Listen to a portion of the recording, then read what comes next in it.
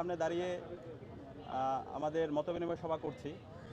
আপনারা জানেন ঢাকা বিশ্ববিদ্যালয়ে আমাদের বিজনেস ফ্যাকাল্টিতে প্রায় ৬,০০০-এর মতো শিক্ষার্থী ভাই বোনরা পড়াশোনা করে। আমরা শিক্ষার্থী ভাই বোনদের প্রত্যাশা আকাঙ্ক্ষাগুলো শুনছিলাম। নির্বাচন আগামী ৯ সেপ্টেম্বর অনুষ্ঠিত হবে। শিক্ষার্থীরা খুবই আশঙ্কা প্রকাশ করছে, কারণ অধিকাংশ ডিপার্টমেন্টের এই সময়ের মধ্যে অনেকগুলো পরীক্ষা আছে, কারো ক্লাস টেস্ট, কারো মিড টার্ম, কারো বিভিন্ন ধরনের অ্যাসাইনমেন্ট, প্রেজেন্টেশন। তো এই যে আপনার নির্বাচন উপলক্ষে উৎসবমুখর পরিবেশ বিরাজ করছে, সে জায়গায় এই পরীক্ষার কারণে শিক্ষার্থীরা নির্বাচনে যে প্রচারণা এবং নির্বাচন কেন্দ্রিক যে অ্যাক্টিভিটিগুলো আছে সে জায়গায় তারা বাধাগ্রস্ত হচ্ছে।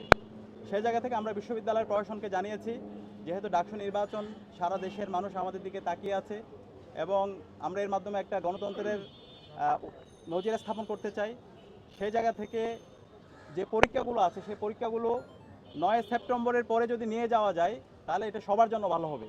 তো এই ইতিমধ্যে আমরা বিশ্ববিদ্যালয় প্রশাসনকে জানিয়েছি এবং এটা হচ্ছে শিক্ষার্থীদের অন্যতম একটা প্রত্যাশা, তাদের আকাঙ্ক্ষা। এর পাশাপাশি আমরা দেখতে পাচ্ছি আমরা বিশ্ববিদ্যালয়ের শিক্ষার্থীদের উচ্ছ্বাস, কিন্তু আমরা যারা প্রার্থীরা আছি, প্রার্থীরা আমাদের আইডিয়াগুলো শিক্ষার্থীদের কাছে পেশ না করে বরং কাদা ছোড়াছুড়ি করতে, বিভিন্ন ধরনের আচরণবিধি লঙ্ঘন করতে, আমরা সবাইকে দায়িত্বশীল আচরণ করার জন্য অনুরোধ করছি।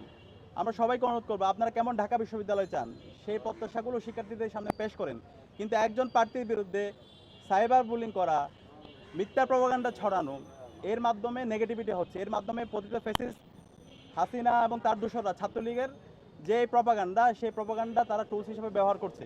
তো সে জায়গা থেকে আমাদের সবাইকে আমি দায়িত্বশীল আচরণ করার জন্য অনুরোধ করব। এবং আজকে আমরা যেই ফ্যাকাল্টির সামনে দাঁড়িয়ে আছি সেটা হচ্ছে বিজনেস ফ্যাকাল্টি। বিজনেস ফ্যাকাল্টির শিক্ষার্থীরা অসংখ্য সমস্যার মধ্যে দিয়ে যাচ্ছে। আজকে যে এখানে লাইব্রেরি আছে, ই লাইব্রেরি, সেই ই লাইব্রেরি 2023 সাল থেকে বন্ধ আছে। এখানকার 6,000 শিক্ষার্থী এবং অনাবাসিক যে শিক্ষার্থীরা আছে তারা সিঁড়িতে বসে, তারপর হচ্ছে যে বাইরে লাউঞ্জে বসে তাদেরকে পড়াশোনা করতে হচ্ছে। তো এটা তো বিশ্ববিদ্যালয়ের প্রধান কাজ, এই যে লাইব্রেরি ফ্যাসিলিটি দেওয়া, এটা একটা মৌলিক কাজ। কিন্তু শিক্ষার্থীরা বিভিন্ন সময়ে দাবি দাওয়া উত্থাপন করেছে, কিন্তু এখন পর্যন্ত বিশ্ববিদ্যালয় প্রশাসন কোনো কার্যকর উদ্যোগ নেয় নাই। তো ইনশাআল্লাহ শিক্ষার্থীদের ম্যান্ডেট পেয়ে আমরা যখন বিজয় হয়ে আসবো, ইনশাআল্লাহ আমরা সবার আগে এই লাইব্রেরিটাকে সংস্কার করবো এবং এই লাইব্রেরিকে ওপেন করব। ঢাকা বিশ্ববিদ্যালয়ের বিজনেস ফ্যাকাল্টির এই লাইব্রেরিকে আমরা সচল করব। এবং এর পাশাপাশি এখানে সেই ক্যান্টিনের যে খাবার এবং খাবারের যে দাম অনেক বেশি এবং শিক্ষার্থীদের সাথে এক ধরনের বাণিজ্য করা হয়। তো এই ধরনের বাণিজ্য আমরা বন্ধ করবো, এখানে ভর্তুকি দিতে হবে এবং এটা শিক্ষার্থীদের সুলভ মূল্যে ক্যান্টিনের খাবারের মান নিশ্চিত করতে হবে।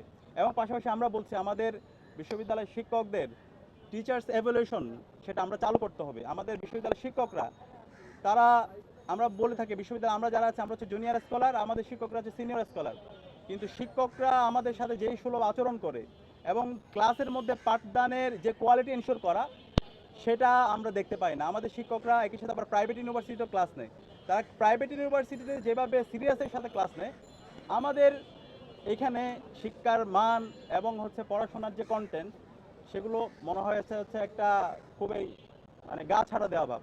তো সেই জায়গা থেকে আমাদের যে ইশতেহার সেই প্রস্তাবনা অবশ্যই থাকবে, এখানে অবশ্যই শিক্ষক মূল্যায়নের জন্য ছাত্ররা যেন মূল্যায়ন করতে পারে, টিচার্স এভ্যালুয়েশন সেই সিস্টেমটা আমরা চালু করব।